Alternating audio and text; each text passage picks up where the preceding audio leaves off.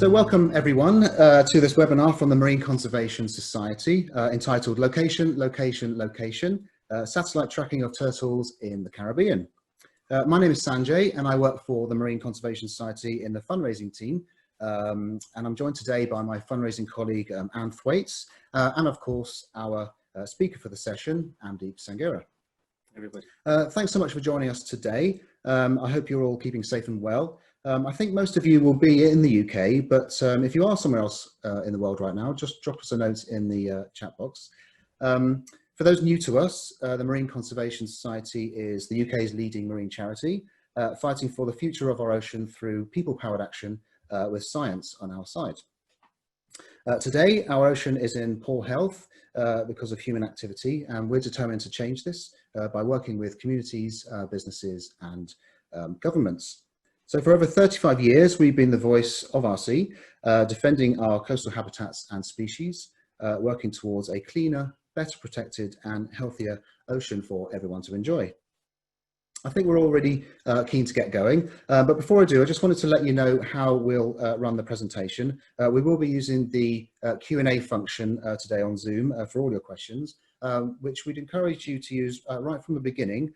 And as we go along, Anne will be monitoring the Q&A and Amdeep will pause halfway through to take any questions that we've got so far. If you see a question you like or are going to ask yourself, you can use the upvote function. Once we kick off, I would just ask to refrain from using the chat facility unless it's just to flag a technical issue on our side. So without further ado, I'll stop my screen share to allow Amdeep to share his presentation. While he's doing that, here's a little biog. Amdeep is a trained social scientist with experience in marine turtle conservation, tropical fisheries research and community-based conservation. Amdeep initially joined MCS in 2008 as the Turks and Caicos Islands Turtle Project Officer and was based out in the Caribbean, helping to deliver conservation measures for the island's marine turtle populations. As part of a team, he enabled the island's fishing communities to shape these new laws through the groundbreaking community voice method. Building on this, he is now focusing on the Caribbean UK overseas territories, working with local partners to improve the management of marine protected areas. In between his roles at MCS, Amdeep has also worked on improving shark and ray fisheries management of West Africa and tackling illegal fishing in Liberia. In his spare time, he makes and performs music as part of his band and loves being in the ocean, of course, snorkeling, free diving and kayaking. Amdeep, over to you. Thank you, Sanjay. I'm just making sure, can everyone see my screen and hear me? Yeah. Yes, I think we can, yeah. Fantastic. All right, well, thank you everybody for being here and being on this webinar. So like Sanjay said, I work for MCS and I work on the Caribbean UK overseas territories and look to work with local partners on improving marine management. And I had the massive privilege of living in the Turks and Caicos Islands, running this turtle conservation project. And again, it was a massive privilege working with scientists and local fishermen who knew far more about turtles than me. So hopefully this presentation will be a way of sharing that collective knowledge and those experiences too. So, so if people don't know, the Turks and Caicos Islands is a small UK overseas territory. Now there's 14 of these UK overseas territories across the world. And basically they are constitutionally connected to the UK government, but they have, in Turks and Caicos, they've got their own self-governing government. Like I say, I was there for about 5 years and it's got some of the most diverse and incredibly rich marine environments in that whole Caribbean region. And like Sanjay said, the work that we were doing was all about trying to improve the turtle fishery management of the islands. And it was a collaborative effort with the local government department, University of Exeter and Duke University from the States as well. And as turtles had been an important and cultural food source for many generations, our approach was working with the government and working with fishers to come up with stakeholder-led new measures.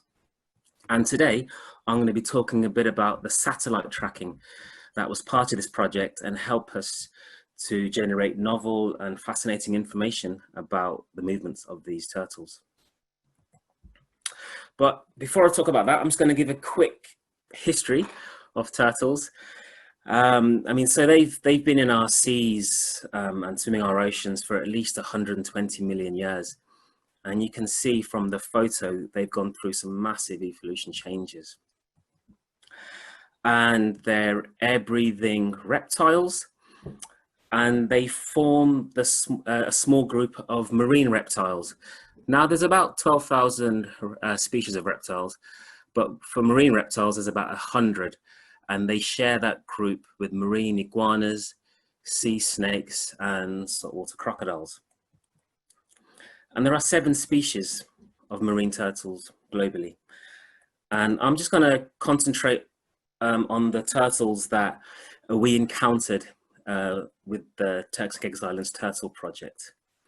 Now, this is the green turtle. And as you can see, there is an IUCN status. And basically, that gives you the health of this species in a kind of global frame.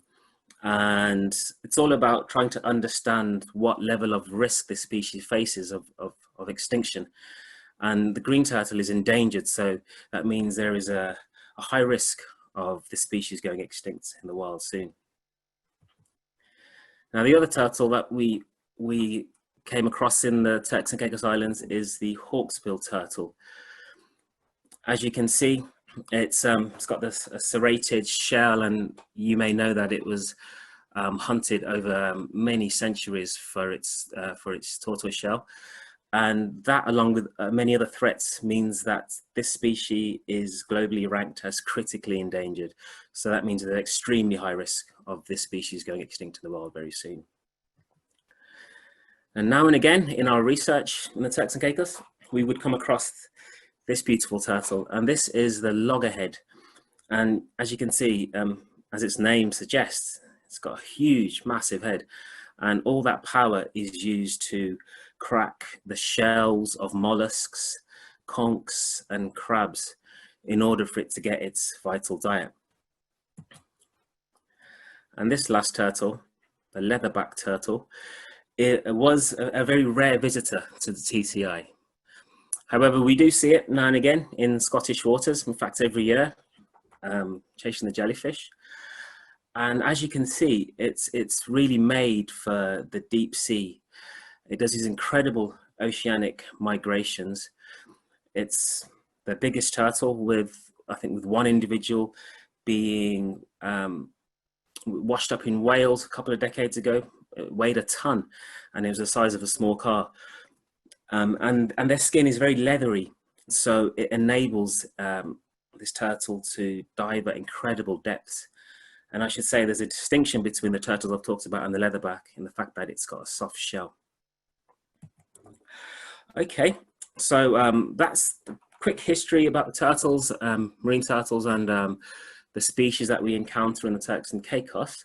Now I'm going to give a very quick overview of the life cycle of marine turtles. Okay, so what you have in front of you is a female green turtle, and she's come to nest. And we know that females will mostly come at night to nest on sandy beaches. And they may come up a few times just to check the quality of the sand, the quality of the habitat, to make sure that it's right for their eggs. And these initial tracks, these kind of exploratory tracks, are known as false crawls. But once the turtle does lay a nest, it takes about 2 months for the hatchlings to develop. And they then start their life, and they've got this incredible instinct just to head for the sea, as the green turtle hatchling on the right is showing. But we also think that those first few steps that green turtle, that these turtle hatchlings take on the beach, it's actually helping them to imprint a location of where they are on the surface of the planet. And this comes into use later on in their life when they start to migrate back as adults to their nesting beaches. So once that hatchling enters the water, it's faced with a whole plethora of threats, and even on land too. Depending on where the nesting beach is, there may be pigs, dogs, birds, ghost crabs that will take out the hatchlings. And once they're in the water, you've got reef fish and sharks too. But for those lucky ones that do actually make it out of those coastal waters as young hatchlings, they then enter this phase, which was historically known as the lost years, because we didn't know too much information about what these turtles were up to in this stage. But we've made some really big developments in the last 10 or 15 years in trying to understand this particular stage. So basically, when these young baby hatchlings get out of the coastal waters into the deep sea, they're kind of taken by the currents, and in the Atlantic, they reside in this oceanic gyre, which you can see in front of you. It's known as the Sargasso Sea, and they'll probably spend about 5 to 7 years here, embedded in seagrass and sargassum mats, as you can see in the top left, and away from predators, and just eating very small zooplankton or small shrimps or any protein that they can get to grow in size.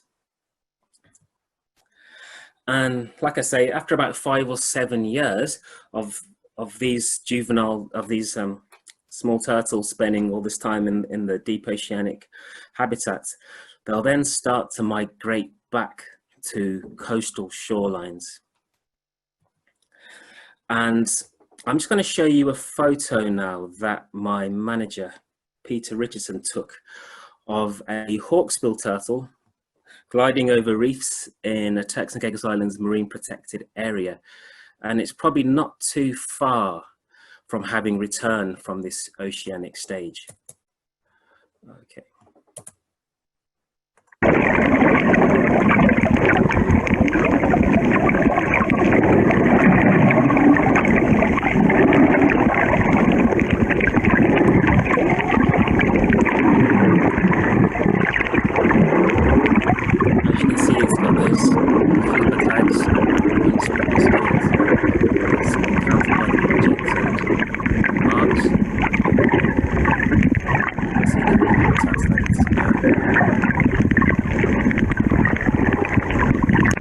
Okay, so I'm going to talk a bit about the research findings from our turtle project in the TCI. We were taking very small samples of skin from these turtles that we were tagging in the water. And from that skin, our partners at the University of Exeter were able to do a genetic analysis. And we were able to get a fingerprint of that very turtle. And those fingerprints we could actually match to, let's say, the fingerprints of baby turtles hatching out of beaches across the Caribbean. And what was really interesting is, we may be, it's easy to think that the turtles that we see in these coastal habitats are hatching from beaches from those islands, but in fact, they're hatching from beaches thousands of miles away. And in the case of green turtles in the TCI from our study, we found that many of them were coming from Florida, Costa Rica, where there are huge green turtle nesting populations that are pushing out thousands of eggs each year, which are seeding the whole Caribbean region with green turtles, and even as far as West Africa too. So that's really interesting. So, next time you go to, let's say, the Caribbean or somewhere else, and you do see 2 juvenile turtles like this, we may think that, oh, they've come from, local beaches, but in fact, they've most likely come from distant beaches, thousands of miles away. So you really get to see that it's almost like a turtle soup, and the idea of shared resources is really important here.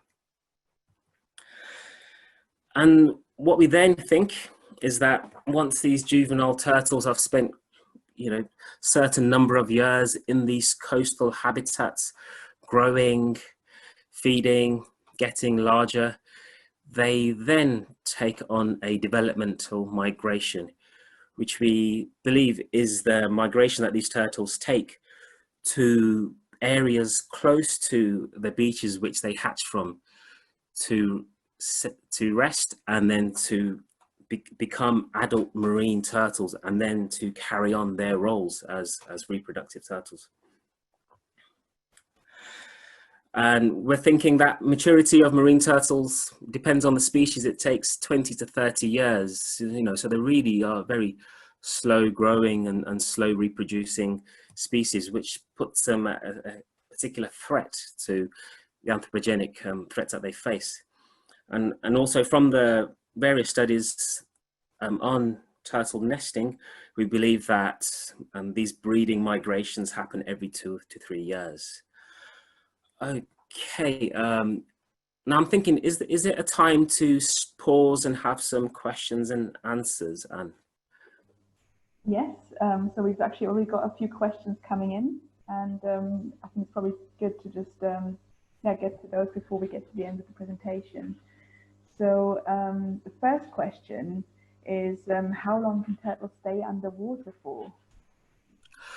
It's a really good question. Well, I know from some studies, let's say like turtles when they were sleeping at night, I can't remember where the study was done, but over an 8-hour sleep cycle, they recorded turtles coming up for air 3 times. So it's quite incredible, really. They do have this ability to really slow down their heartbeat and to really reduce the amount of oxygen that they are consuming. And I also think there was some research done on leatherback turtles too, and I believed that this one particular individual was found to be diving at, I can't remember exactly what depth it was, possibly 1,000 meters, but at 85 minutes. So again, you can see how incredibly designed these turtles are to spend a lot of time underwater. The next question is from Ezra, quite an interesting one. What drives hatchlings to occasionally walk towards bright light? That's a really good question, Edra. So what we think from the research that's been done is that hatchlings will be, when they emerge out of nesting beaches, they're looking for a bright light on the lowest horizon, and they will go towards that. And historically, that's always been the moon's reflection on the water. And we're thinking that was an evolutionary way of getting turtles to enter the sea. But then now, you had obviously coastal development happen, and you got bright lights on many nesting beaches, and that also disorients turtles, and they'll start following this artificial light as well. And unfortunately, this does lead to a lot of mortality at the hatchling level stage. But, there are some developments, like in Florida, the local government issued, I believe, a curfew during the nesting season. So lights had to be off during the nesting season between particular hours. And also, I think they're testing different lights as well to reduce the disorientation that hatchlings face. A question from Julia. I have heard that green turtle sex is determined by water temperature. Is this causing a problem in the Caribbean? So what we know is that so the sex of marine turtles is determined by temperature, but it's at the egg embryo stage. And so a lot of that is to do with the ambient temperature of the nest and the sand, and obviously the environment as well. And we're thinking that tipping point is about 29 degrees. So for eggs that incubate at a higher temperature than 29 degrees, they'll sway to females.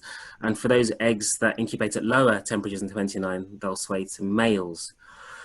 But What's interesting is with climate change being a massive threat to marine turtles, and obviously the heating of the Earth's surface, we're now seeing in some cases the lots of eggs percentages massively turning towards females. So we're seeing a slow feminization of the population.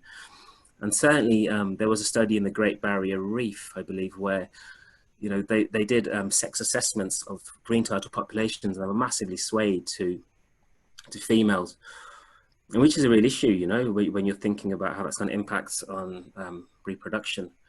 But I'm not too sure about the situation in the Caribbean.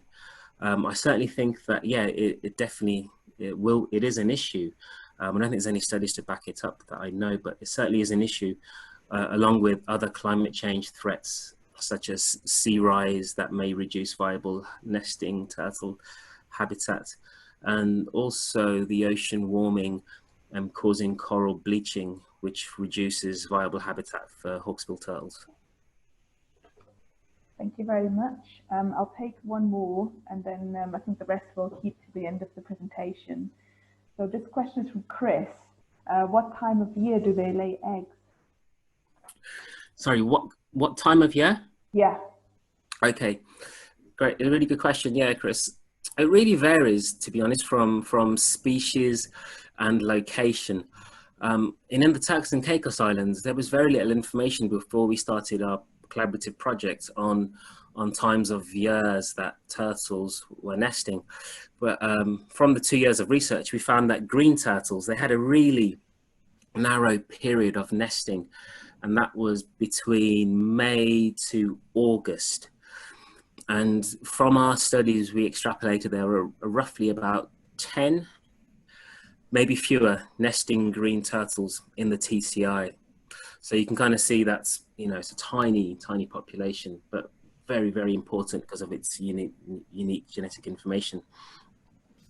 With the hawksbills, we believe that they were more populous in nesting numbers, about 35 to 40 individuals, and they seem to nest all year round, with peaks in September, October, November, and also February, March, April.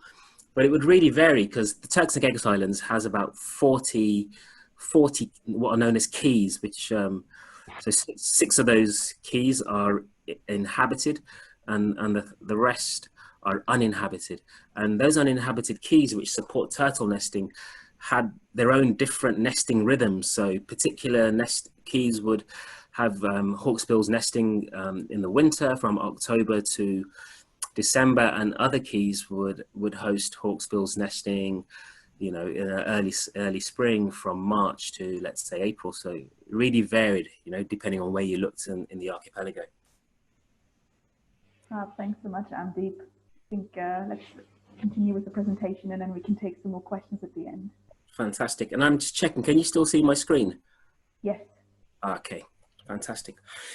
Right then, so I'm now going to talk about the satellite tagging research that we undertook as part of the Turks and Caicos Island Turtle Project. And like I said, we knew very little about the status of marine turtles in the TCI. And, satellite tagging is a fantastic tool. It really revolutionized the way in generating really high level information about turtle movements, turtle behaviors. And I'm just going to talk a bit about some of those turtles that we tracked and how that information was used. Okay, so the very first turtle that I'm going to talk about is Susie. And she was the first turtle to be satellite tagged in the Turks and Caicos Islands. In fact, we were actually brought Susie by local fishers, and we procured her off the fishers, and we stuck a satellite tag on her. So she's a green turtle. She was clearly adult and mature at 103 centimeters and weighed a whopping 155 kilos. And I should have said it earlier, we were focusing on satellite tagging the larger turtles, such as Susie, because they're very few in number. There's very little known about them, and they have such a valuable role in reproduction, and also stabilizing populations too. So me and the gentleman in front of you, that's Tommy Phillips. He's a conservation officer from the government that I worked hand in hand with, and along with Tom Stringle, who was doing his PhD on turtles in the TCI through University of Exeter, we took Susie back to our lab and we satellite tagged her that very night. We had a local fisherman come down that evening to have a look at this turtle. And we thought, well, why not offer this person the opportunity to name this turtle? And he called her Susie. So that was that. And we released her the day after from the area that she was caught. You can see the tag there. And I mean, she stayed in the seagrass bed where she was caught for about a couple of months, and we were getting daily updates online through this satellite tagging portal. But something really exciting started to happen a couple of months later, and she started to migrate. And it wasn't no small migration. It was actually an initial migration of over 900 kilometers. And the BBC and a lot of global media outlets picked up on this incredible journey. But, you know, we never fully understood the extent of what Susie would do. And she ended up doing a 6,000 kilometer round migration. So Turks and Caicos is dotted as number 1. You can see the route that she took all across the Caribbean, visiting the UK territories of the British Virgin Islands, Anguilla, a total of 7 range states, and she did that round trip in 5 months. And every week I would be printing maps up of her locations and sticking them around areas of, you know, hotspots in the community like bars and churches within the Turks and Caicos Islands. And soon, you know, there's no underestimation, Susie became a superstar.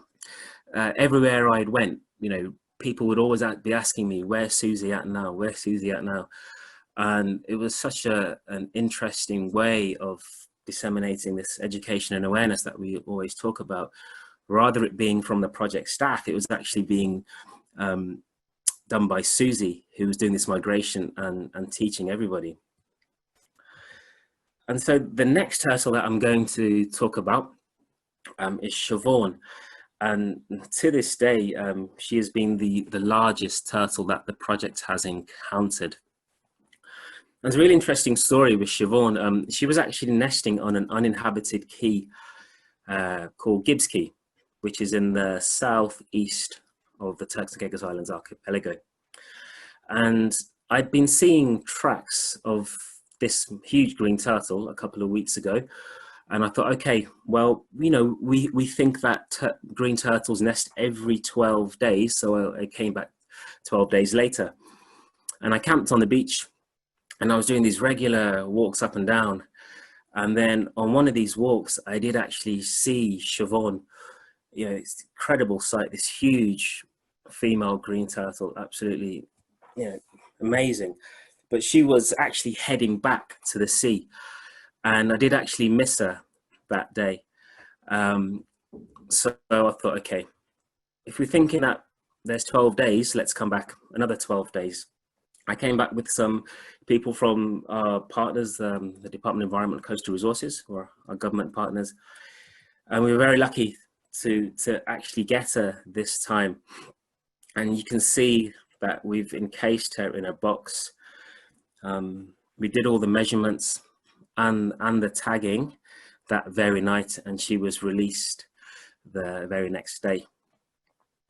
And she spent about 3 or 4 days in a local marine protected area near Grand Turk.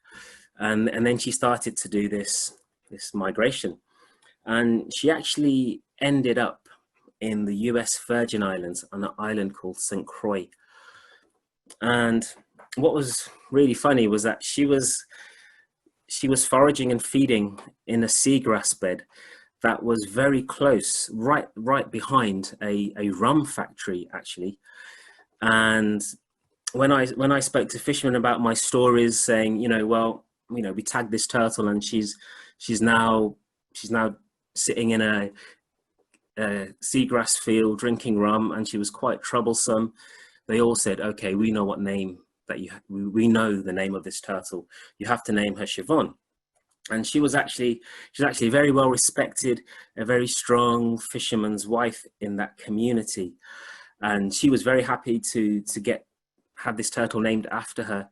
And I suppose, by naming turtles via community members, it really helped to get them on board and start to see and understand, as well as us, these fascinating animals and the migrations that they take. Okay, so I've talked about adult green turtles there, and historically they've been the main focus of satellite tagging, because like with Siobhan, you wait on a nesting beach, you wait for the marine turtle to come up, and then you stick a box over it. Very easy. But a new field that's been evolving is the satellite tagging of subadult turtles or teenage turtles. So those turtles that are reaching that really important stage of maturity. And with these turtles, obviously they're not going to come up to lay on a beach, because they're not at that biological stage yet. So you have to go in to the waters and actually catch them. And this is what we did with our local fisherman, Gilbert Jennings, who you can see on the left-hand side, as well as other partners too. And this is a subadult turtle right in front of you. This was a green turtle caught on the 26th of December, 2012, about 77 centimeter shell length. And she was actually caught on the birthday of my niece. So hence her name was Carmen. And again, she stayed in the TCI for quite a while before undertaking, again, this incredible migration, which the pink line highlights. And so, as you can see from the north, she heads down and hits the Dominican Republic, heads west across Haiti, and then all the way down into Colombia. She then heads west into Panama, but then comes back again into Colombia and rests in Cartagena. And you may remember that we talked about this concept of developmental migrations, the idea that these subadult teenage turtles, when they're getting close to that stage of maturity, they will undertake this migration, sometimes more epic than those adult migrations that are taken between feeding and nesting grounds. And we think Carmen was doing this for the very first time, because if you look at that track going towards Limon, it's almost like she's prospecting, checking out foraging habitats, checking out the quality of seagrass beds, checking out nesting beaches. And we do know that you've got a huge green turtle nesting population in Costa Rica, very close to Limon. And so it could be that she hatched out there maybe 20, 25 years ago, and she was just finding a proximate seagrass bed to stay on, to become mature and start her life as a reproductive turtle. And now, we haven't got time to talk about all the teenage subadult green turtles that we have tracked as satellite tagged as part of our study, but I think we've done about 20 now. And they're all showing very interesting migrations, as this image shows you. And we've got our friends at the University of Exeter who are writing up this data at the moment, and will hopefully be looking to publish this. So we'll let everybody know about this, but there are some really exciting findings to come out of the satellite tagging of the teenage turtles that we're doing in TCI. But also what's really interesting is that if you can see this red circle, this is a marine protected area. It's known as the North, Midland, East Caicos Nature Reserve. And this is where all our teenage green turtles were caught, satellite tagged, and released. So you can see that this MPA, this marine protected area in the TCI, has incredible value, not just for protecting its own island's resources, but for protecting marine turtles that are also doing these huge migrations out to the region. So it has specific significance for conservation and the management on a regional scale too. So I think I mentioned that, you know, the fishers are really part of this project. A lot of the times they would help us catch these turtles to satellite tag. We would involve them in the namings and obviously getting the information out as well. Sorry, information out of the tracks. And when it came to actually sitting down with fishers and trying to get their views and opinions on how we should manage turtles in the future, and you know, what law should we bring in to make turtle fishing far more responsible and sustainable. What was interesting is that a lot of the fishers talked about the fact that these satellite tagged migrations, for example, Susie's migration of 6,000 kilometers, were really instrumental in getting them to think differently about turtles. A lot of fishermen thought, oh, these large turtles just stay here, they don't migrate at all. So, you know, an unexpected positive out of the satellite tracking was that how it was influencing and how it was engaging the community and the fishers, you know, changing hearts, changing minds to actually get them to think more responsibly towards turtles. So I've talked about the Turks and Caicos Islands Turtle Project, and you know, it was a really excellent project. It was well received from the government of the Turks and Caicos, as well as the fishermen. And from that learning, we've now expanded it, not just to focus on turtles, but our marine work now factors in all the other 4 Caribbean UK overseas territories. That includes Cayman Islands, Montserrat, Anguilla, and the British Virgin Islands. Sorry. And it's not just marine turtles that we're focusing on now. We're also focusing on marine protected areas. So from this project in the TCI, we've really used it as a legacy and a platform to expand our work. And I've got some fantastic news. You know, just a couple of weeks ago, we found out that we've got new funding from the UK government to start turtle conservation work in the UK territories of the British Virgin Islands and Montserrat. Now, while the focus will be on turtles, it will also be looking at overall marine management and trying to work with our partners in those territories to build their capacity in that aspect. And we'll be returning to the Turks and Caicos Islands as well this year to evaluate those laws that we helped bring in 2014, to see if they're working, you know, to speak to fishermen and see what they feel about these laws. And importantly, to see if there's been any impact, any changes on the nesting beaches and any changes in turtle populations in the water too. So it's a really exciting time to be working for MCS. It's a great juncture for our work. It's really taking off. So if anyone's interested, there are many fascinating and fantastic ways of getting involved and supporting our work. But that's it from me. So thank you very much. Thank you for listening, guys. And I'll hand it over to Sanjay and Ann. Thank you so much, Amdeep. There are quite a few more questions that have come in, and I think I'll probably just answer a few more of those before we finish up, if that's all right. Yeah, sure. So there's been a couple of questions around how the satellite tagging actually works, as in what is being used, what's the process of doing it, and would they be easy to remove as well?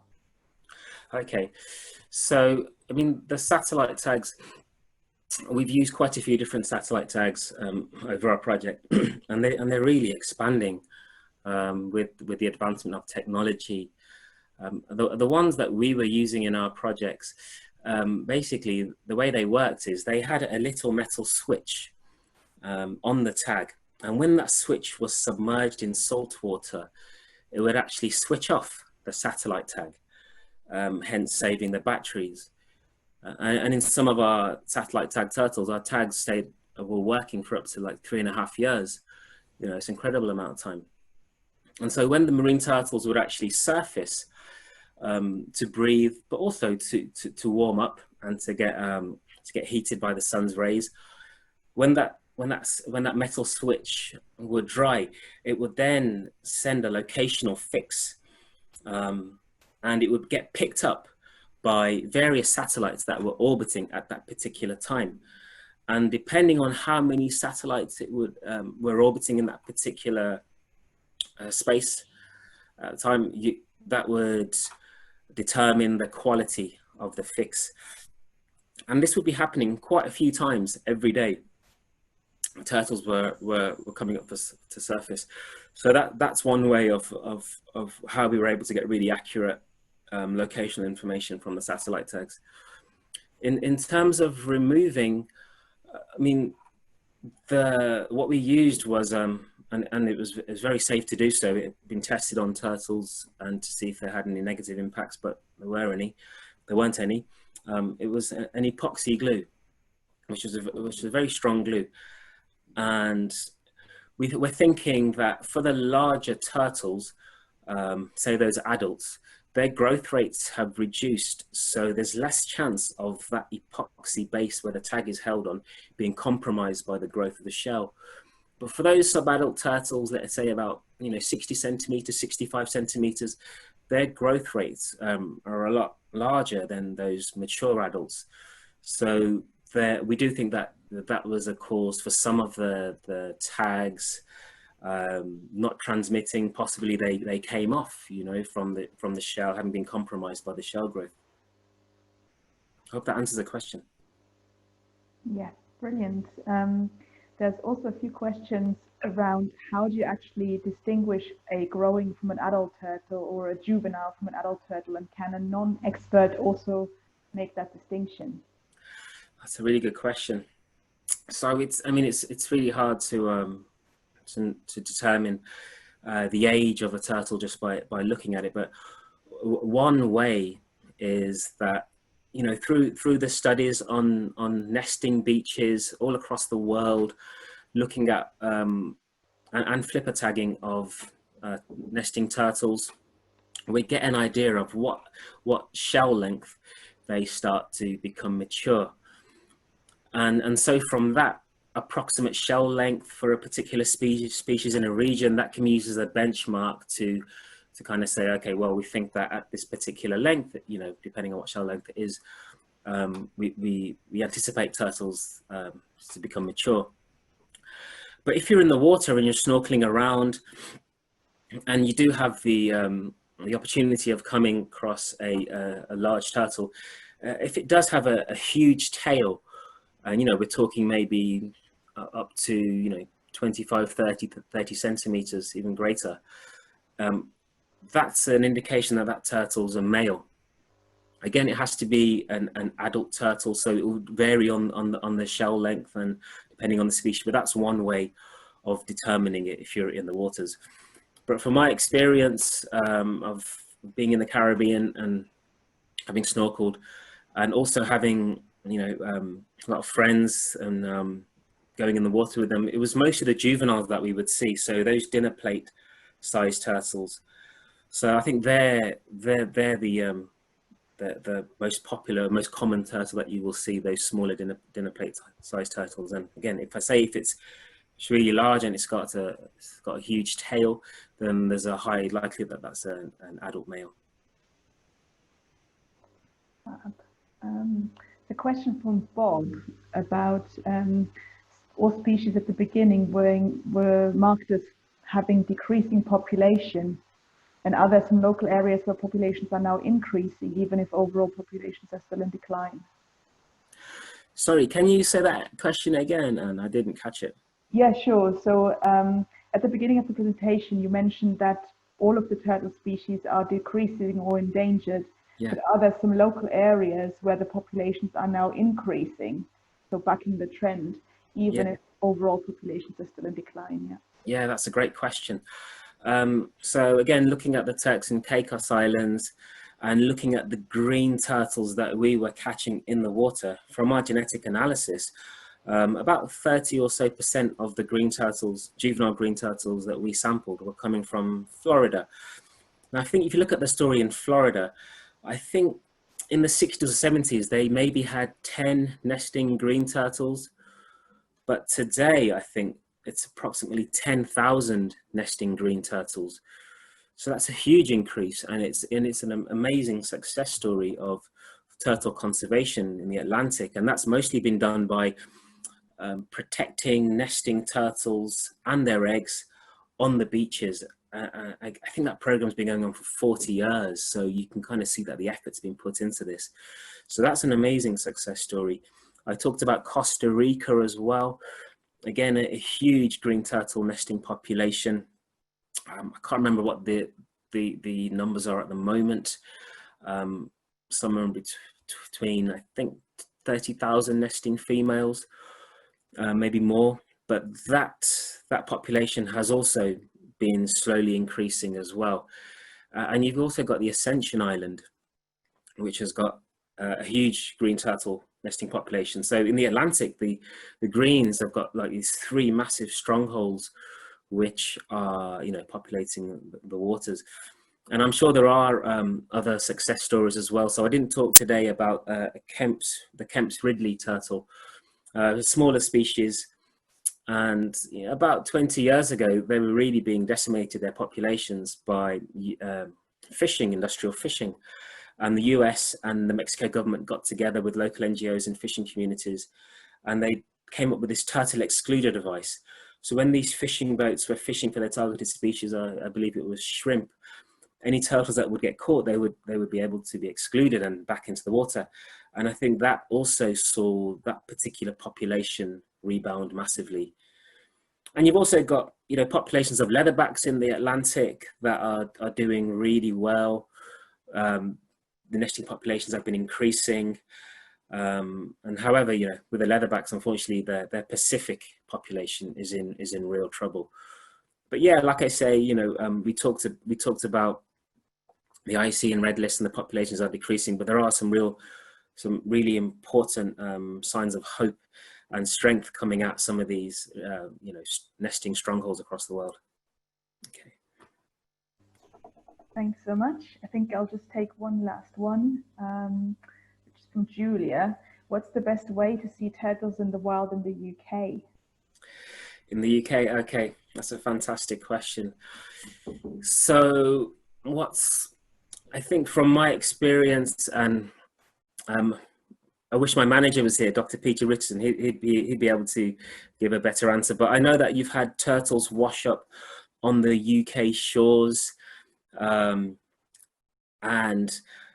they've mostly been juvenile turtles that have got, you know, remember I talked about that oceanic gyre stage where hatchlings will stay in this oceanic zone for about 5 to 7 years. Well, some of those turtles may get confused, disorientated by storms, and they will wash up to the UK shores. Unfortunately, a lot of the times these turtles do die. You know, they're dead on contact of our shore just because the temperatures are so cold. But I do know that you've got leatherbacks that frequent Scottish waters every year, especially on the west northwest coast. So there might be opportunities to see turtles that way. But we also have a turtle sighting project as well at MCS, and it follows the UK's turtle code.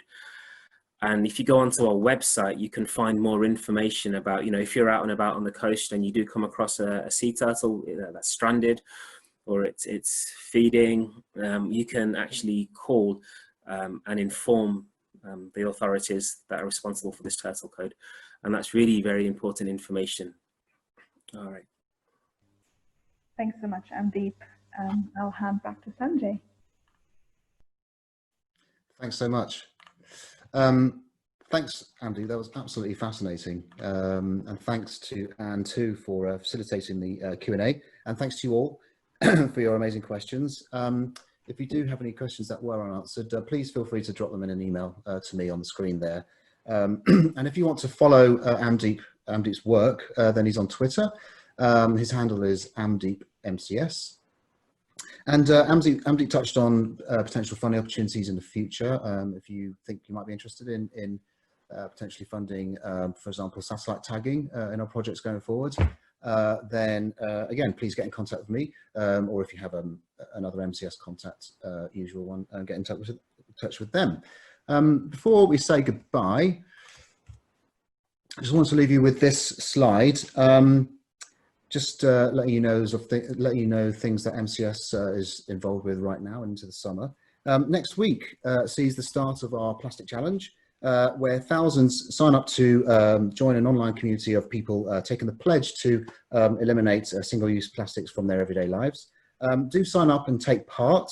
We send out weekly bulletins to our challenges with great social links, hints and tips, and mini challenges. Next, our Save Our Marine Meadows appeal. MCS is a conservation partner in a seagrass restoration project in 5 special areas of conservation along the south coast of England. Seagrass is an incredibly important habitat for many species, and is also a hugely effective carbon sink, which is vital to help mitigate climate change, as indeed a well-protected marine environment will. Focusing on areas with high recreational use, for example, recreational boating, the project will see damaging traditional boat moorings replaced by advanced eco-moorings, keeping those heavy chains off the seabed to allow seagrass to recover, replanting to take place, and MCS will be leading on community engagement and schools education to complement all the conservation work we do. Then in mid-July, we'll be launching this year's Great British Beach Clean, taking place in September. We hope to see beach cleans taking place all around the country, collecting vital litter data for the charity. It'll have a very different feel, of course, this year with social distancing, but we will be promoting plenty of ways to get involved near or far from the beach. MCS, incidentally, is part of the International Coastal Cleanup. So if you are elsewhere in the world, then have a look at their website to see which organisation operates in your area. And then finally, through this uncharted time of COVID-19, we are adapting as a charity as much as we can to ensure that we can continue our conservation programmes.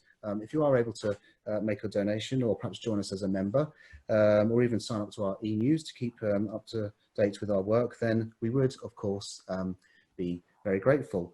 That's it from me, from Amdeep and Anne. Thanks again for joining.